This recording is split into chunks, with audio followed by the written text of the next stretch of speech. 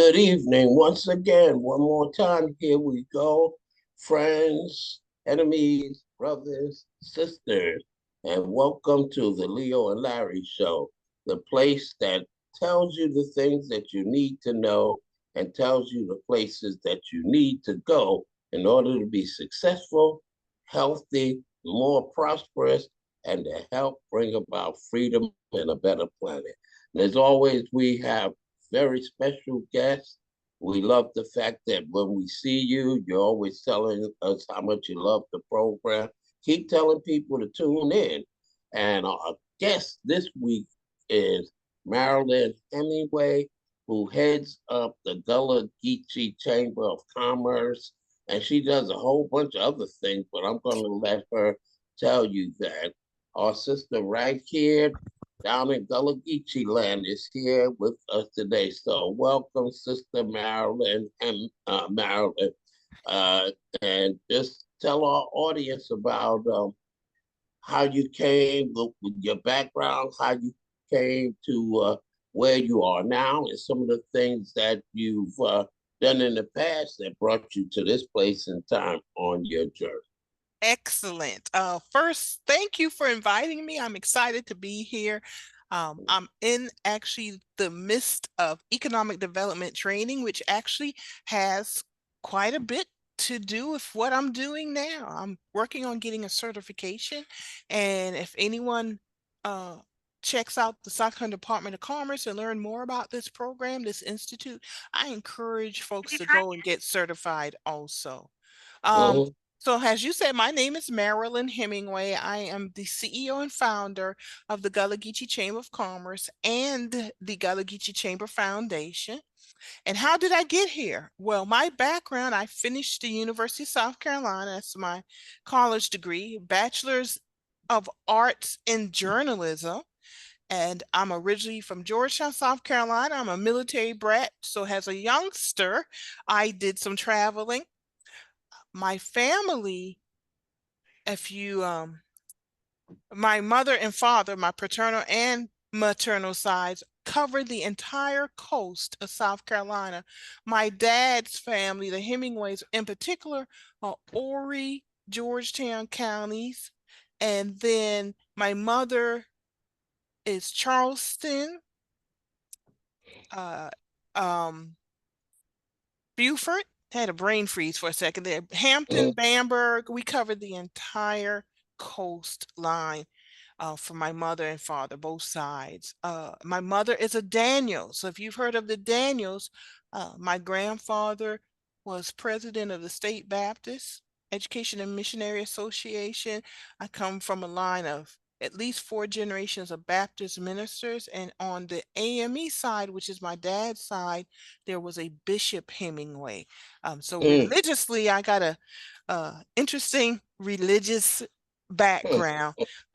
But I am Gullah Geechee from Georgetown, which is the epicenter of the rice culture. More rice plantations were in Georgetown than any other place. It made millionaires in the 1800s of the plantation owners. I don't call them planters or anything like that because they didn't plant anything. They just enslaved people who produced the wealth. And as a good friend of mine says, Zenobia Harper, they made the money in Georgetown and they spent it in Charleston. Um, but Mm. that's kind of like the personal background. My education, I mentioned University of South Carolina, so go Cox. My experience is in television, advertising and marketing, politics since I was a little girl because of my parents, especially my dad was very political. My mother was a poll worker and poll manager for over 25 years prior to her death. She was a librarian, and my dad was Air Force and also worked in the school district as a supervisor over operations or business operations, and then Ori Georgetown Tech. So I come from a family very community engaged and activated, not only my parents, but my brothers, my aunts, uncles, and cousins, very much engaged in the community. And I was doing marketing for the Feder Healthcare Network in Charleston, which is a community health center system in four counties And at the time when I worked there, they had 21 locations, including permanent locations and migrant camps and a Mm. mobile health clinic. I actually wrote the grant to help them get the mobile health clinic um, off and running on the ground. And then I left there because, quite frankly, I was at a place in my life where I said, I can continue to work here, but am I really going to make a difference? Or I'm going to be bored for the next 15 years, 20 years, and then retire. And what have I really done? So I did two things. I went to therapy for depression because I've lived with depression off and on since college. But it's manageable. It's just something I live with. And right now I'm not depressed. Therapy Uh, is a good therapy is a good thing. yes, it is. There's And a lot of things I talk about it because stigma, I encourage stigma. people to do it. Yeah, Yeah. particularly Black people. We got to get past the stigma and Yes. pretending we're supermen and superwomen and that things don't affect us and impact us, because those things that affect us and impact us also impact and affect our family members and people that we love. I, Exactly. I have a couple of friends who are psychologists, and you know what they told me? They What did they said say? they said we generally see the people who are damaged by people who need therapy the most, and they're not the ones that go to get help. They said we see the people that they damage more than the people who are doing the damaging. That is so true. That Mm-hmm. is so true. And I actually recognize, because I recognize my mental health uh uh challenges, the depression, I recognize it in others. I can see it. I work with a lot of folks and I'm like, man, they need to go to therapy. And I talk about it. That's why I openly talk about I deal with depression. And I Mm-hmm. go, therapy helps me. Mm-hmm. Um, and then I also took a course, In Place Impact, at the College of Charleston, which was an entrepreneurship course. And the theme is people before profits. And from there, those two actions I took, the entrepreneurship course and mental health therapy, helped me to create the Gullah Geechee Chamber of Commerce, and I have not looked Wow. back. I am self-employed, have money. Um, I'm making a good salary now, but sometimes the money has been tight. But I've never looked back. I actually have never felt more free in my life because I am the decision maker. It is all on me. Even the stress of it is freeing because I don't have to go ask the question. I just need to write some good grants, build relationships, manage the money to make the money. I'm still learning. This is a lifelong journey, so I'm still learning a lot, but I have not felt more free in my life until I got serious about being an entrepreneur. I also own a communications firm, the Hemingway Group. So I do advocacy work through that, things I can't do through the chamber because legal reasons. I do through the Hemingway Group. And um, advertising, marketing, etc. Things that you can't do as a 501c3 or as a 501c6. Um, Mm-hmm. I, help businesses and individuals, etc. With Mm-hmm. advertising, marketing, and so that's it. I'm here. And also the advocacy work of the chamber, the two sister organizations. The mission is economic uplift for the Gullah Geechee community. That's my short version of it. The Mm-hmm. advocacy work is the environment and green renewable energy, because Gullah Geechee, we are descendants of enslaved persons who were brought first to the Caribbean islands, then to North and South America because of their knowledge of how to control water and manage the land to grow indigo rice, sea island cotton, sugarcane, and most people think of cotton and tobacco, but before cotton and That was tobacco, later. it was indigo and rice. Mm-hmm. Yeah, and that's why I'm here. And My indigo, ancestors sent me. Yeah, and indigo and rice made Yes. South Carolina the richest of the 13 colonies during the American Revolutionary War and beyond. Exactly. Exactly. And many people don't realize that the funding on the patriot side during the American Revolution came off the backs of the enslaved labor that didn't get paid but made very wealthy people who funded the patriots. A great Mhm. many of them who ended Yeah. up signing the Declaration of Independence, U.S. Constitution. It was off the backs of free labor. Hmm. Mhm. Absolutely.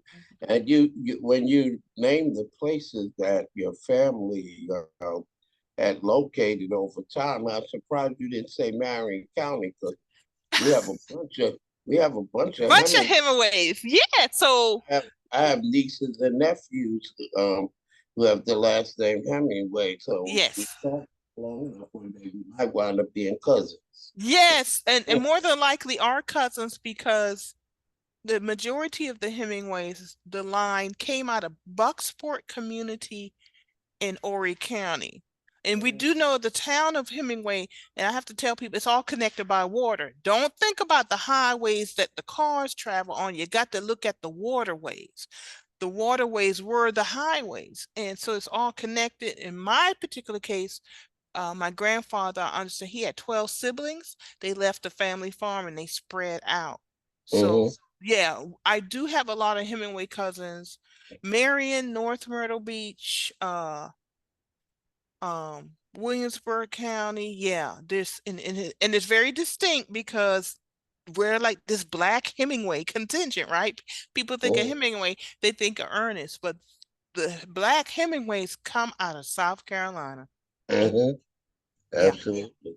Yeah, so you mentioned food, and I know you work with the Gullah Geechee um, food trail, and Yeah. why don't you talk about the importance of food and what we have? Because we both know the importance of what I always distinguish it by saying community economic development, because we have loads and loads of economic development, Mm-hmm. Mm-hmm. gentrification and all these other things, long ago urban renewal, which was really black urban removal. And Yep. so we always like to talk about community economic development because so much economic development does not reach our communities. And I'm sure that you have communities like we have here and people have in every city, communities where there's been no improvement for decades. And instead, Exactly. more and more houses deteriorating, neighborhoods going down, more and more crime, etc. And what used to be very nice neighborhoods because there's no investment, no community economic development. So why don't you talk about the Gullah Geechee Food Trail Mm-hmm. and that work that you're doing? Because food is very important, and food is a It's main economic development driver because everybody has to eat. exactly. So two things I want to say, and then I'll talk about the trail. I tell people if we don't have healthy land and water, we cannot have healthy food, we cannot have healthy people, we cannot have healthy homes, and we cannot have healthy communities. It is all connected. And it Mm-hmm, really is that simple. We make it complicated because people don't want those that they have otherized to prosper, to even mm-hmm, live. mm-hmm, That is a real thing. But we can work beyond that. How do we do that? On a personal level, I'm in the family home in Georgetown. Sadly, my mom and dad have both passed, and I'm the only one at home. My brothers have all moved away and raised their families other places. So I came back home, and I'm turning our yard into an edible yard. I am now this year, I can walk out and pick the blackberries for breakfast. I've been working on that to grow those, and now they're at that juicy size where I they're really starting to produce.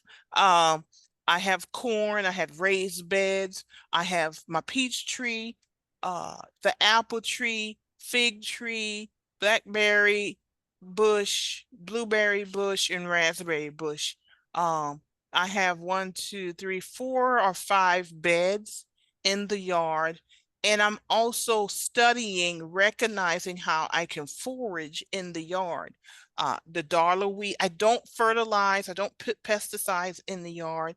My fertilization is mulching and letting it organically break down, creating that rich soil and adding compost to it. And I use that to produce my meals. I say all that to say it's all part of what drives me to create the chamber and our programs. And one of our major programs is the Gullah Geechee Seafood Trail. And the Mm-hmm. seafood trail is based on our relationship with the water. We are, and continue to be water people. Is there a disconnect? Yes, that is, but that's another conversation. We could talk about that a little bit. But part of the seafood trail is to reconnect us truly to the water, to the seafood. We I don't think most people realize that the majority of the shrimp boats, the shrimpers, before and after the Civil War were Africans and African Americans. We were the shrimpers.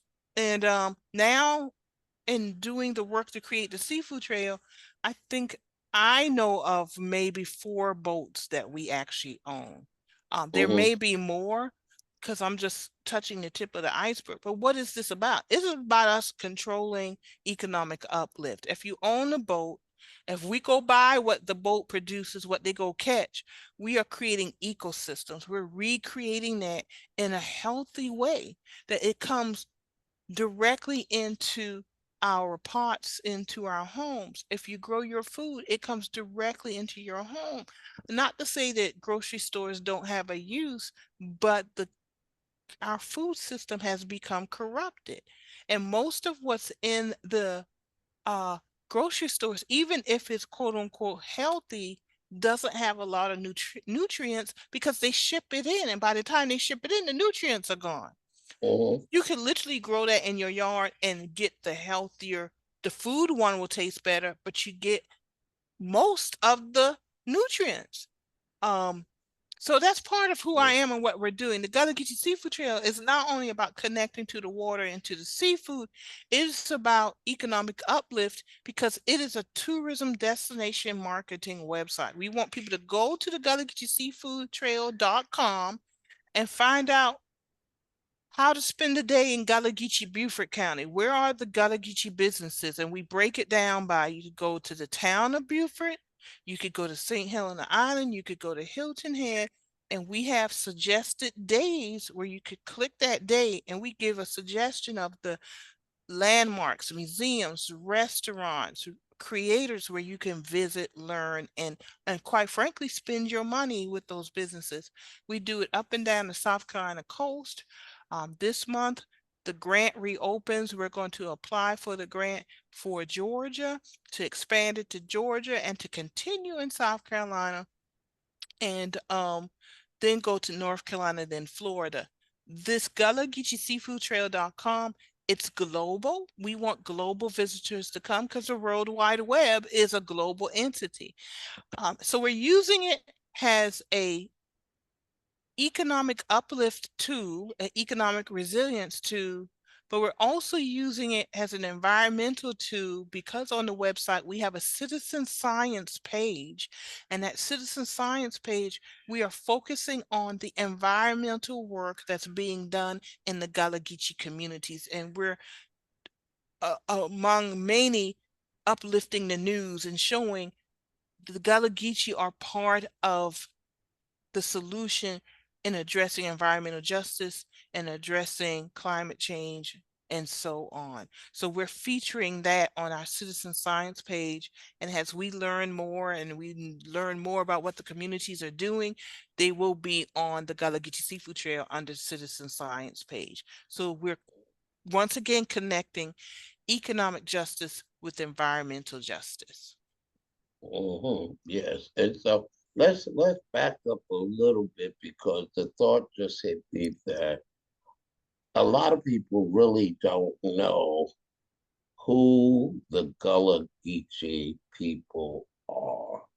Mm-hmm. And so can you get into a for little context to explain where did that whole Gullah Geechee um, identification come from, and give all these listeners a little bit of history, because as someone who grew up in New York City and Mm-hmm. other places up north, a lot of people from South Carolina, whether they lived along the coast or not, would Mm-hmm. identify themselves in this way. This is what they would say: well, I love my rice. I gotta have my rice because I'm a Geechee. Mm-hmm. Yes. Yes. We are. Mhm. If you have rice on the table, it is because of your Gullah Geechee, your West African roots. Who are the Gullah Geechee? Who are we? We are descendants of enslaved individuals who were kidnapped and brought to the Caribbean islands, North America, and South America, primarily from West Africa and also Central Africa. And all of the tribes and the countries that are within those areas. And we say Central Africa because Central Africa, the enslaved were marched across the land to the water. And in West Africa, it's actually on the water. So and they were rice growers. They knew the techniques to grow rice. So they were engineers, they were drafters, they were builders and creators because the technology at the time they knew how to grow the rice. How did that get here to Europe? I mean, not to Europe, but to what we know as America, where the Europeans, when they came here and they saw the land, they literally started starving because they were either wiping out the Native Americans or attacking the Native Americans. And when I Who say can wiping show out, them how to grow food and yeah, survive? who showed them, but they were still killing them because either through disease or violence, they were killing them. And they were ending up, I know we kind of heard about it vaguely. Jamestown, these people were starving to death and they were looking at this land and going, well, we saw this someplace else. Well, the someplace else was West Africa. So they start kidnapping West Africans. First, it was sugarcane. That's where the Caribbean islands come in, and I'm simplifying this obviously, but the Caribbean islands, sugarcane plantations. Then they hopped from there into North and South America with rice, sugarcane, cotton, tobacco, and so on. It all comes from West Africa. So while our kidnapped ancestors were in these ships and they were all from different tribes in West Africa and Central Africa, they had to figure out how to talk to each other because there were different tribal languages. So to survive, they literally created a new language that incorporated their African tribal languages and the language of their enslavers. In particular for Gullah Geechee, that was English. Mm-hmm. So they created and ultimately became Gullah. Many people say it's because of Angola, Gola, Gala.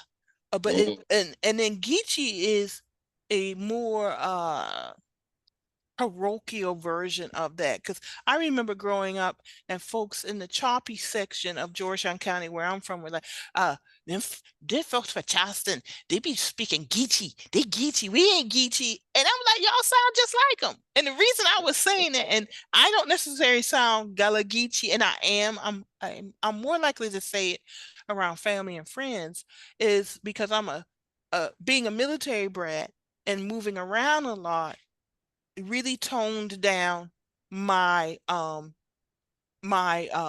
accent, if you will, Accent. the use of the language. But I understand it, I speak it, especially when I'm very relaxed and I'm around family and friends.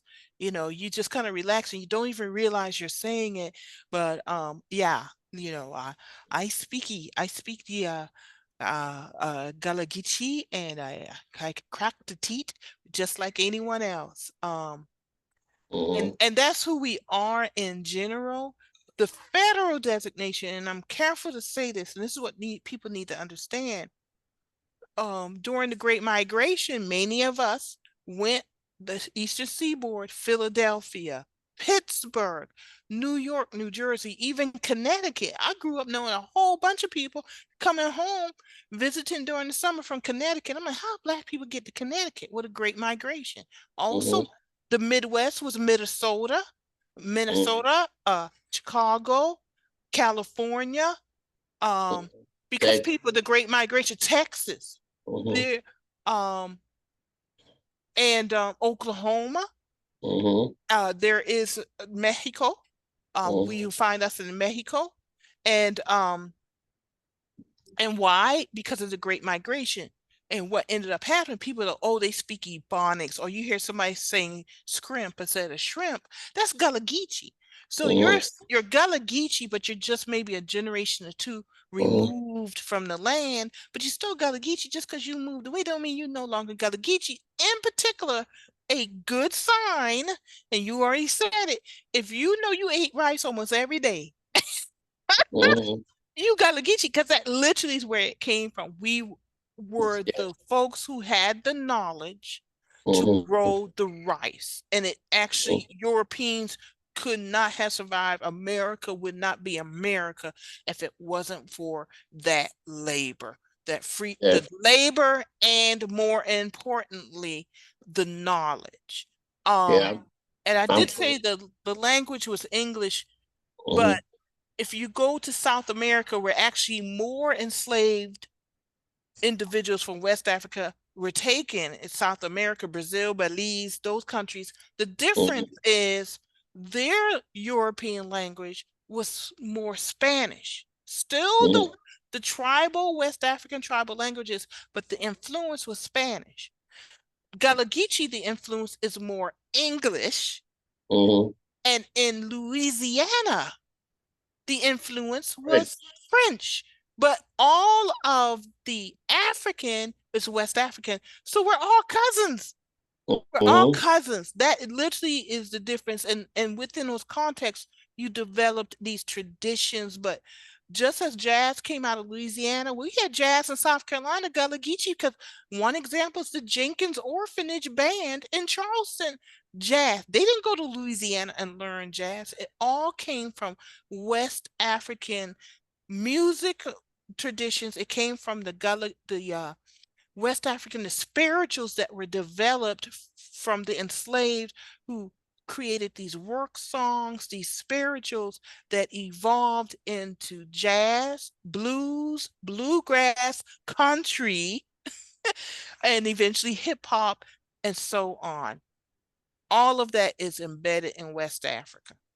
Yes, and I'm glad you brought up the fact that because the propaganda would have people believe that they were bringing over Africans who were ignorant and scratching their head and shuffling their feet, were in fact agriculturally the rice, the indigo, the sugar cane helped to enrich this country and get it on a great start agriculturally.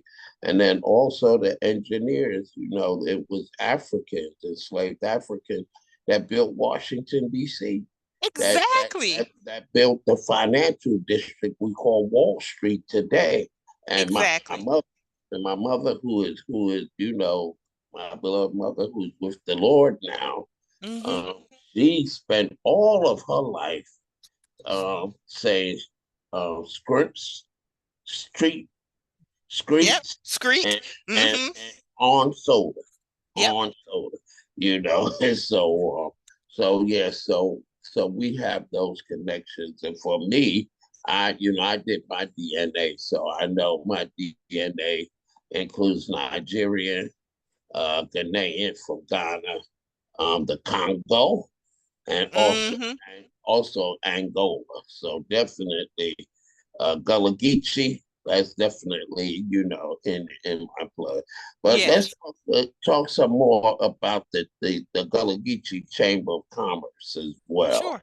Yeah. Hmm. And So, I go want ahead. some I want some shrimp off those 4 shrimp boats. I keep telling you. I I want some know, and fresh shrimp shrimp. season just opened. I'm coming to see you, and I want shrimp when I get there. Now, okay? Well, you let me know. You let me know so I could get you some shrimp. Yeah, I will be ready. Mhm.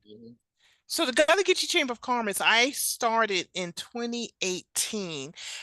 March 18, 2018, as a matter of fact. So this year we celebrated 6 years, and our mission is to create global awareness, profitability, and sustainability of African American businesses and other entities that impact the Gullah Geechee community. And the other entities is our diversity part. We welcome everyone in support of the Gullah Geechee because this is about economic uplift. And to be quite real about this, I will take money from others, the palm people, if you will, and invest it in my community to create economic uplift. Because you and I talk about this. Um, Mhm. we have gone backwards in so many ways in the last few decades. You could simply drive through our neighborhoods, and I'm not necessarily talking just about the Gullah Geechee, but this is I am, but it's bigger than Gullah Geechee, and see the deterioration of the quality of our homes, Mhm. houses being torn down. Even in my hometown, the town of Georgetown, previous administration got a $2 million grant to tear down homes. And my Mhm. question was, you could find money to tear down homes. How come you couldn't find money to fix up homes? Mhm. Mhm. It's always piecemealed, and all of this is very deliberate. What the chamber did, and I wanted economic uplift for myself. I'm like, I want to leave a legacy. My family, we're wrapping up the fourth generation of college grads. My nieces and nephews, most of them got one more finished college. All of them have finished college.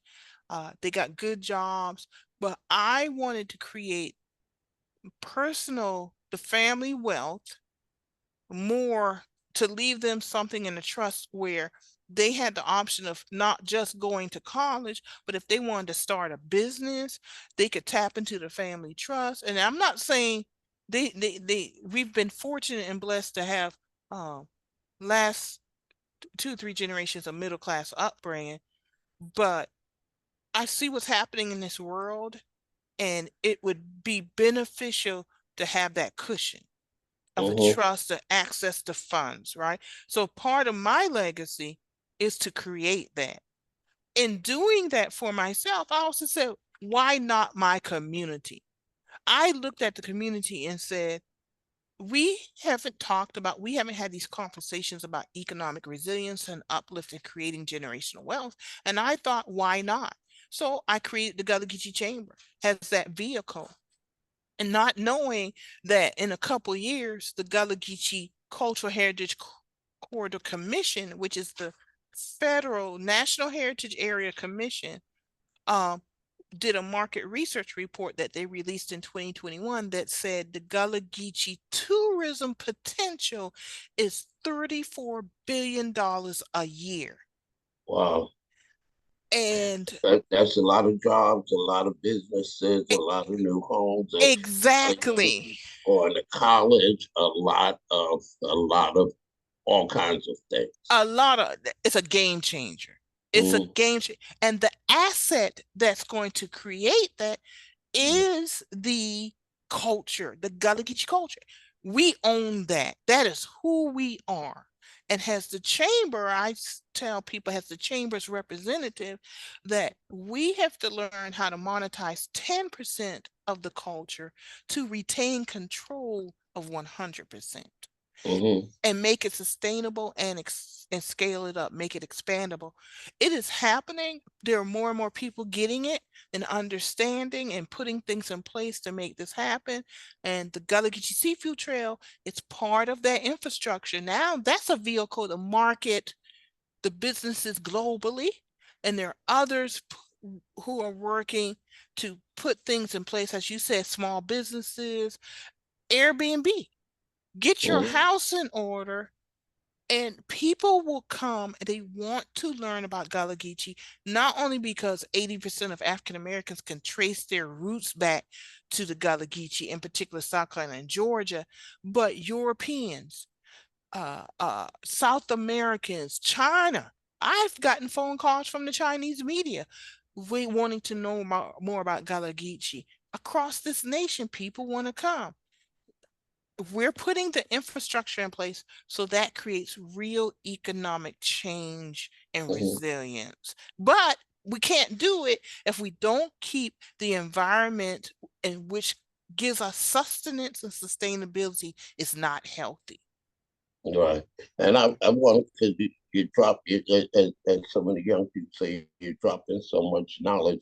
I keep having to go back to some things that you said, get into the environmental piece. But Yeah. you said something about how you using your front yard is edible. Yes. Something happened. I remember asking my dad about this. When I was young and I would come down to visit in the countryside, people didn't have grass. They didn't have grass. They didn't have lawns with grass. Mm-hmm. Mm-hmm. Out in the rural area, it was, and I remember asking my dad once, I said, how come y'all didn't have lawns? And my father said, after working in the fields all day, who wanted to come home and see more green? You know, Exactly.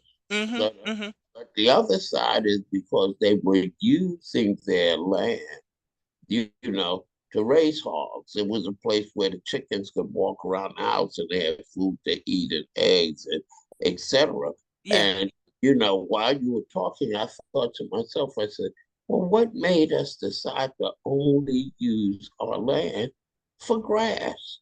You know, and is it because we figured, oh, we have it made now, so our homes have to look like these other people homes who didn't labor, who didn't labor in the fields, who had time to cut grass and do Yeah. those.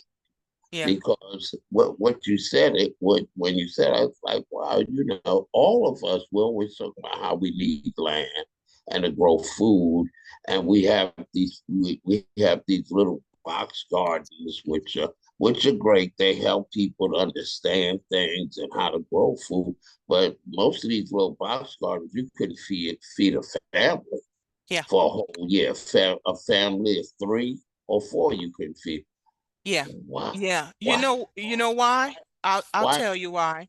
Yeah, I More, just was going to say quickly why that a great notion is, why don't we start using the land around our homes to feed ourselves? We're sitting around talking about food deserts and how we have people who are obese and have hypertension and have diabetes and all this because we don't have nutritious food when our homes are sitting on land.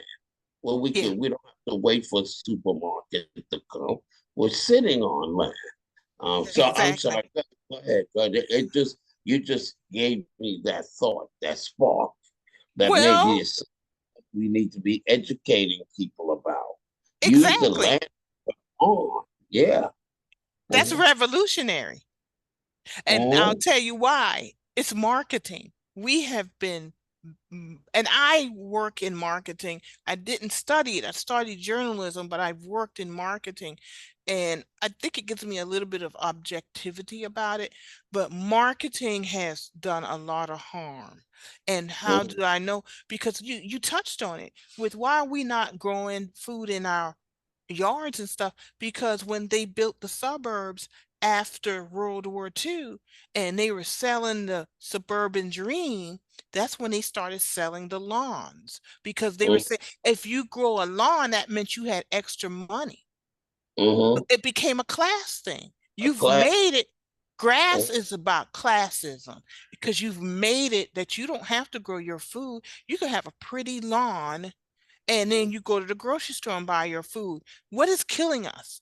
They literally have convinced us that the dandelion is a weed, and every piece of the dandelion is edible, it's medicine. And this is not frou-frou conspiracy theory.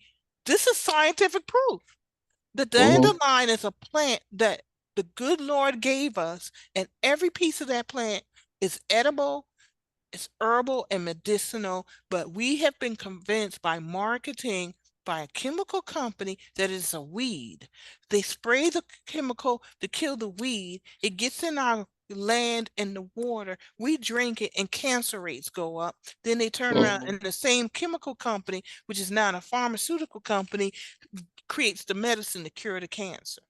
This is Mhm. all marketing. This is what is this is capitalism. I don't know if you want to get into that because Well, I actually it, started a capitalistic. What is more capitalistic than a chamber of commerce? I know full well what I created. That's why I tell people the Gullah Geechee Chamber of Commerce ain't your daddy's chamber of commerce because mhm. they tend to be conservative. My chamber of commerce is radical. We revolutionary. The reason I grow my edible yard is I want to eat healthier. I want to be healthier, but I want to do exactly what you say, educate people. Go back to the indigenous ways that are healthier. Right. Why That's do that's it. Yeah, Hmm. that I explain to people because people, you get people, they're gonna cut food stamps. They're gonna take away EBT cards. I'm like, they are not going to cut back on EBT cards. They don't want you to grow food, and they're not gonna cut back because who makes money off from EBT cards? Walmart, Food Line, Exactly. Piggly Wiggly, IGA. Hmm. They would they would not support the party that was leading that, nor give any money under Citizens United to anyone running for office. They would get all of them out of office. And what we don't understand is that for a lot of our brothers and sisters, you could be growing food indoors. You could be growing food in buckets. You Yep. could, if you don't have land, if you're in an apartment, you could be growing food in your yard. But Yes. instead, you're buying processed food Hmm.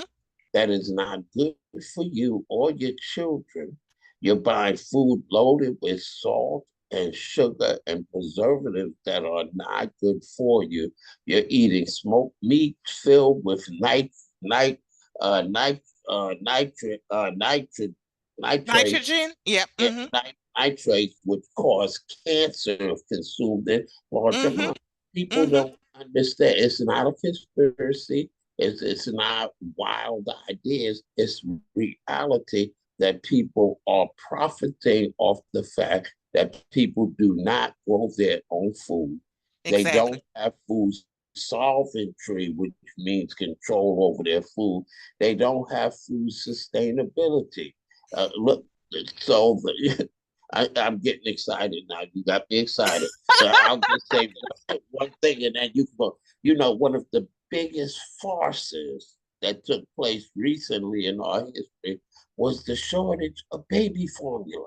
Uh-huh. We don't have that, and the government gave billions of dollars to help produce it and stuff. Do you know how many billions of people on this planet and hundreds of millions, if not billions, I know it's billions of people in this country are alive and well and healthy and never had Similac.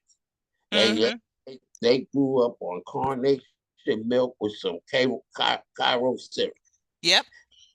I just would stare at the news when they talk about a shortage of baby formula and Similac, and they had mothers on it. Oh my God, I don't know what to do. I can't breastfeed my baby.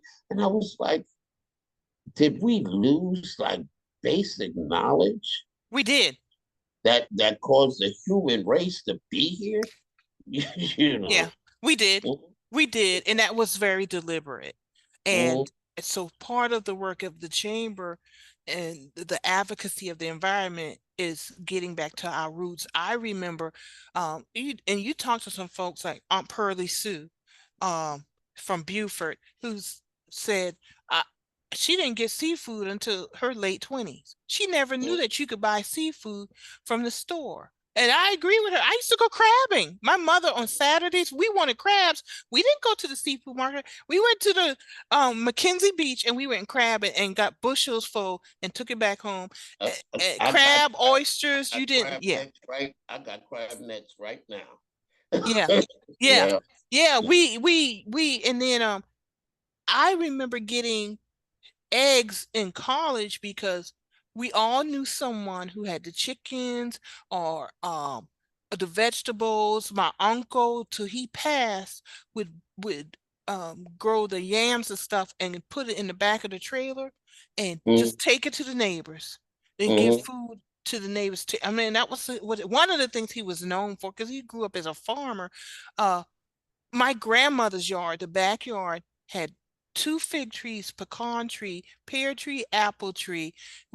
I did not know figs were sold in the store until I was in my 20s. And I thought that was the craziest thing. Why people, and figs are considered gourmet food. So they were Mm-hmm. expensive. And I'm sitting here, why are people paying this kind of money for figs? And I would fight the birds. I should I say was getting ready to say, you you fight the got birds for the you, figs, you know. you got to get the figs before the birds do. Exactly. And we have been bamboozled. Mm-hmm. We have Mm-hmm. been bamboozled and we've lost that indigenous knowledge, but we really haven't lost it. It just needs to be reawakened Mm-hmm. because that's the gift of being Gullah Geechee. That's the gift that our ancestors left us. Gullah Geechee is more than just being a language. It's about the rice. It's about the food. It's how we cook it. It's about how we worship our spirituality, the spirits, listening to our ancestors. We Mm-hmm. have been bamboozled in many ways, but I have hope every day I wake up because I see more and more people are awakening to the indigenous ways, what we were left, that gift. That is what's going to save us. And when I say us, not only Gullah Geechee, African Americans, Black folks, but even the white folks are going to be saved. In Oh yeah. spite of themselves, are going Mm-hmm. to be saved. The Native Americans, the indigenous ways. You know, you and I were in a meeting recently, and Chief Pete of the PD Native American tribe told me about how sweetgrass is important to the Gullah Geechee because of the Mm-hmm. baskets, but also that it can be burned. They make the sweetgrass sticks and they burn it, and it was like the light bulb went off with me, and I'm like, okay, why did I know this, you know? But that Mm-hmm. is the indigenous exchange that Mm-hmm. now could be added to some of the work that I'm doing. And they got it. And freely shared it because they understood it wasn't an exchange of money, it was the exchange of the values that we Mm-hmm. have. And that's Yeah. going to benefit all of us. Mm-hmm. The three sisters. That I love the three sisters. Exactly. I mean, Yes. you can have a plot of land, a square piece of land, the size of two rulers on all four sides. And what you do is you plant uh, a seed so that your corn stalk will come up, and then they also have the beans, and the beans grow up around the corn stalk, and then they plant the squash on the bottom of the ground, and they train it so the squash is growing in a circle. And in just a small space like that, we could, for people who don't have much land, they could be growing corn, beans, and squash to feed their family with. Just using that technique that the American tribes had here, which they call the three sisters, and then the minerals and the nutrients from the different plants help the other ones to grow and keep the soil, well fertilized. I mean, there's so much old knowledge that if we were using it today, people wouldn't be suffering as much, right?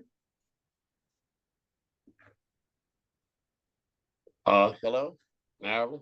I can't hear you. Make sure you didn't hit the mute button by accident.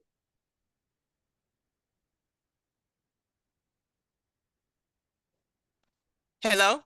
Yes, I got you now. Yeah, I don't Okay, know what happened, but I'm back. you're back. The three sisters conversation.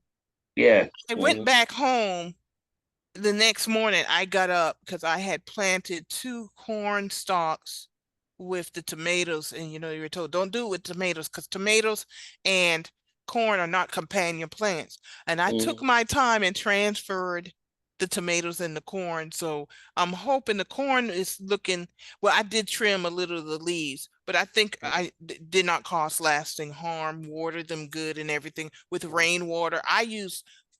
I got about probably 10, 12 5-gallon buckets that catches my rainwater, and because that's the best water.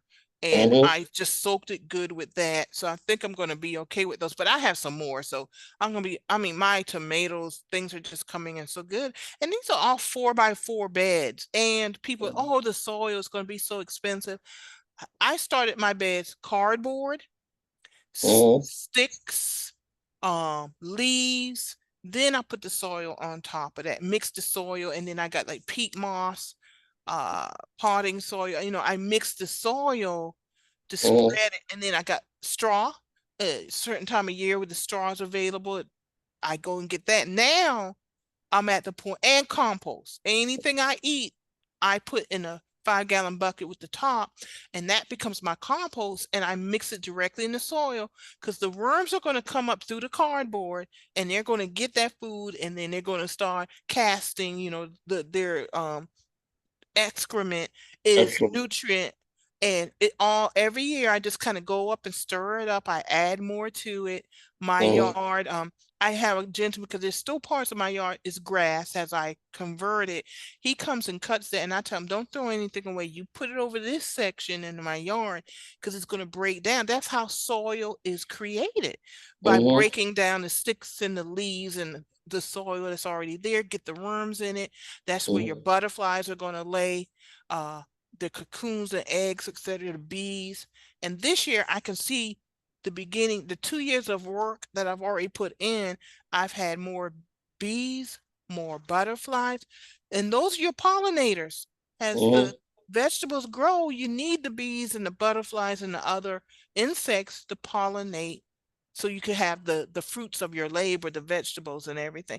It And God, produce we more. this is all given to us. Mm-hmm. Yes, I do put a little money out, but once you get it up and running, everything, like my corn is going to grow this year. I get the corn, I eat it. What's left, I literally just break down and put it back on the ground. It breaks down, and it, as you say, it puts more nutrients into the ground. Mm-hmm. Mm-hmm.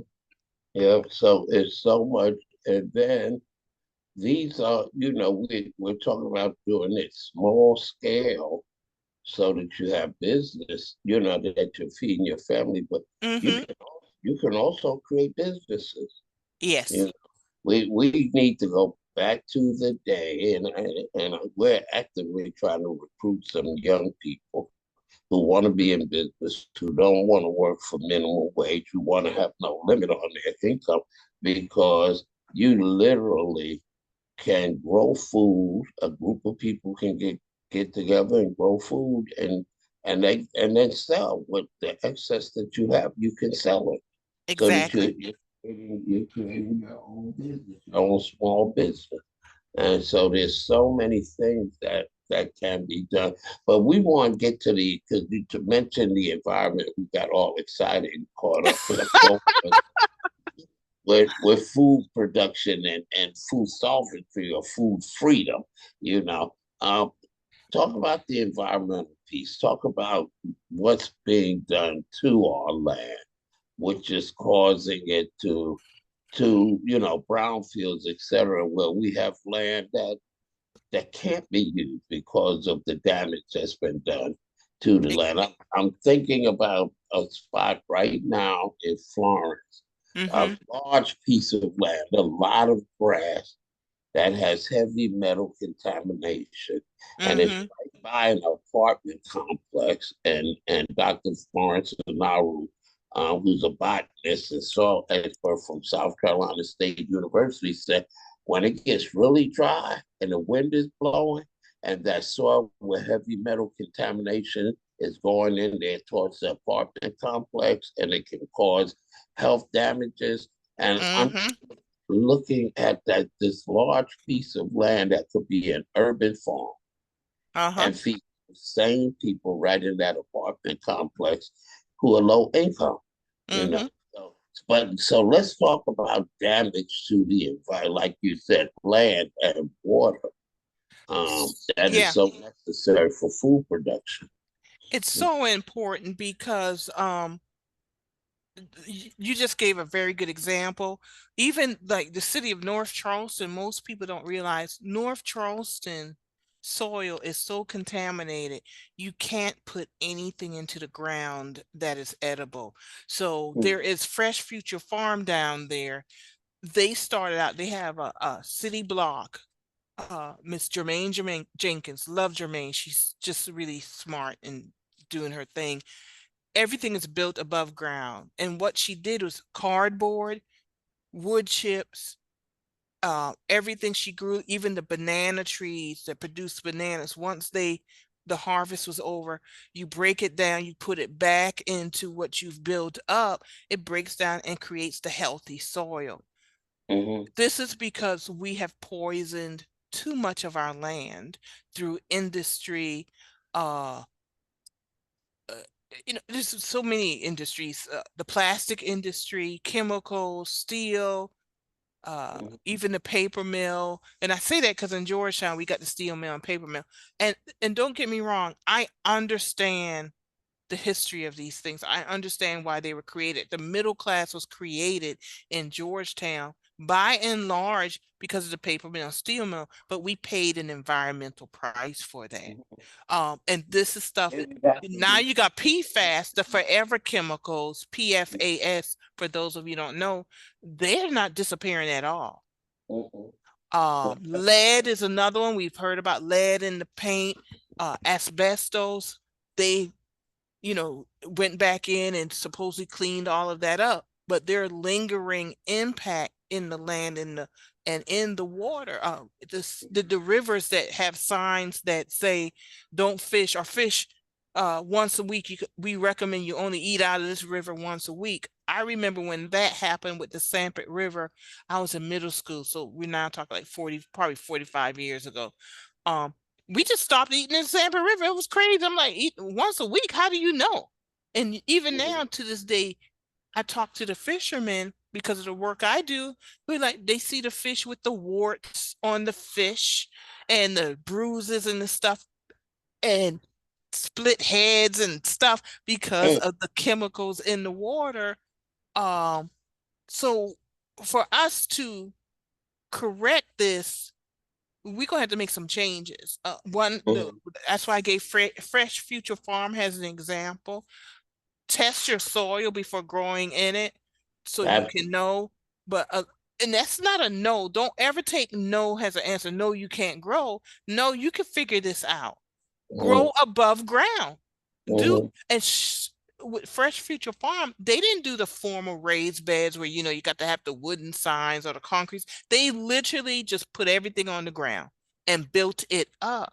So you put the layer of cardboard, then you put that on top of that, so that prevents it from getting into the actual ground where it will not leach up. But if you put it in the ground, that's because that's now you're sucking it up. Don't put it in the ground, you build above the ground. Right. Those are the things we're going to have to do, because it is real that we have in many ways poisoned the water and the land, and it starts to show up in our cancer rates, the air that we breathe, the asthma and other illnesses that we have. Too much salt. Uh, um, if you actually grow your food the way it should be grown from the ground, from the earth, you actually will end up using less salt because your food tastes better. We use salt because the flavor and the taste, the nutrients are taken out of the way we Thank grow you. our food now. So we replace it with salt. Well, if you grow the food the way it was intended, literally in your yard or go foraging in the woods for the food, it will taste better. Therefore, you use less salt. So if you want to have less high blood pressure, yes, walk and exercise, but also eat better food. Yeah. And I was thinking also when you said that, and unfortunately, a lot of our young folks have never had these experiences. So you need to go talk to grandma, grandpa, or someone. They'll tell you. Yeah. I remember when we could be outdoors and you would say, somebody's cooking collard greens. Mm-hmm. So someone's cooking fried chicken. Someone's and you could smell food coming out of people's homes. Nowadays, you walk into your own home, and if you didn't cook the food, you have to take the lid off the pot to see what's in it. We don't Mm-hmm. even smell food anymore. It used to be that if you had fruit and you put fruit out in a bowl, fruit flies would show up in your house magically from somewhere, Yeah. all around the flies. The flies don't want the fruit that Yeah. we produce now. You don't see a single fly. And so, Isn't that the truth? yeah, yeah. That's true, because you see the fruit flies now. If the food starts to rot, that's because food, when it's rotting, that means the sugars are coming out and stuff. You smell it. Mhm, But to have food, you're right. You would have food because they smell it. It's going to attract them. mhm. That's something I didn't pick up on, but you're Yeah. correct. Mm-hmm. You would walk into someone's home and you can smell, you're like, oh, y'all got bananas? You can Yeah, smell you the, can smell it. the fruits, and then apples would you would have to cut the brown spots out of apples to make sure there wasn't a worm in there, something like that. Yeah, Apples don't even rot anymore. If you yeah. get an apple, they dry up inside and the skin wrinkles, but they don't even decay anymore. Yeah, because they've genetically engineered them not to decay. It's visually pretty, but really you want ugly fruit tastes the same, probably tastes better than the pretty food because those are Mhm, hybrids. They've been genetically engineered to mhm, look good and fool the eye into thinking they taste good. But it's almost to the point now where you can't. The tomato may look different, but they taste the same mhm, because they've all been genetically engineered. And I think this year I have about 6 different varieties of tomatoes growing in my yard.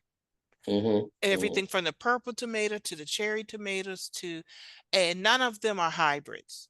I do mhm, not do hybrids. Hybrids actually don't hold up that well because mhm, the more organic stuff is really more acclimated to climate and everything. It's so interesting that you said that. It's so very true. The other night I drove up into my yard and it was dark, but I got out the car and I smelled the honeysuckle. It was so mhm, strong and I was very much aware people don't smell flowers anymore. mhm, Flowers that grow in the wild have strong, distinct smells. And they smell good. Roses are supposed to smell like a rose. You go buy it from the store or whether it's a bunch or whatever, they very deliberately have no genetically smell. engineered smells out of our flowers. And you Mhm, should be able to smell flowers because what do you think attracts bees? mhm, mhm, So, and the ripple effect of this is if bees are not attracted to the plants, they're not there pollinating. And if bees disappear, people are going to disappear people because the disappear. bees are the pollinators and the smells. Nature is perfect. We Mhm, have scrambled up nature. We've mhm, been miseducated thinking, oh, that odor is unpleasant.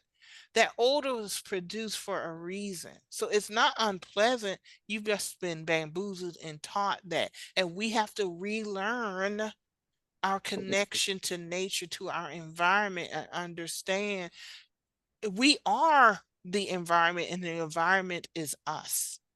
We mhm, are the universe. We are the universe. Our bodies literally reflect the universe. And if you mhm, destroy the universe, you destroy this planet, you are literally destroying humans. And the ironic thing of this, which most people don't realize, the planet is going to be the planet. It's going to mhm. be humans who are going to die. The planet, whether we want to call it climate change, is literally a course correction. The planet Yeah. is saying enough is enough. We're doing this to survive. The planet will wipe out people and then it Mhm. will repair and heal itself. Absolutely.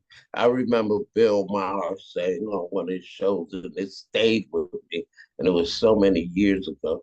He said, we're polluting our planet, we're messing it up, we have climate change, the soil is poisoned, the air. the waterways, and said, well, people don't understand that if the planet decides that we're like a virus or Mm-hmm. something that's causing it harm. And this is the part I like what he said. He said if the planet decides that we're the problem, the planet will shake off people like a big dog shakes off fleas. Yeah. Yes, yes. And I really am starting to believe more and more because as I learn more and get educated because of the work I'm doing, the planet is basically done with people. And if we don't change our ways, some of us, most of us are going to go. The planet, it it will take a while to repair itself and heal, but we won't be here to see it. Mm-hmm. Or a lot of us won't. A lot of us will not be here to see it. Yeah. Those Hmm. who don't make the change. And while you were talking about growing, I was remembering a brother. He's with the Lord also now. He was in what Dazzle, Rembrandt area outside of Sumter, Hmm. and he grew just natural food. It was I would drive all the way from Florence to get his Hercules beans and those sorts of things.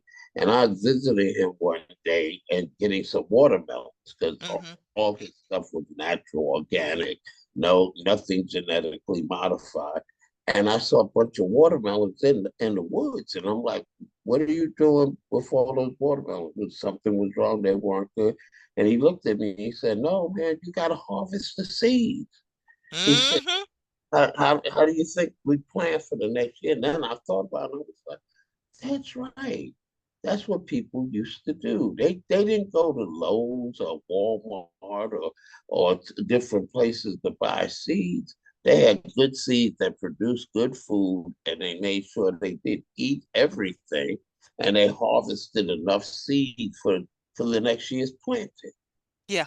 Yeah. So that's something we have to learn too, to harvest seeds, because the seeds, many of the seeds, Monsanto and others, many of the seeds that are out there that we buy in the stores are genetically modified. Hmm. So if you plant those seeds that from the fruit or the vegetables you've grown, they will not produce any more fruit or vegetables. They want you to go back to the store and buy Yes. more of their seeds. Yes. I lived in Phoenix, Arizona for 5.5 years in my late 20s or 30s. And they have Arizona used to be known for their orchards. They literally had the fruit trees, but development took most of them out.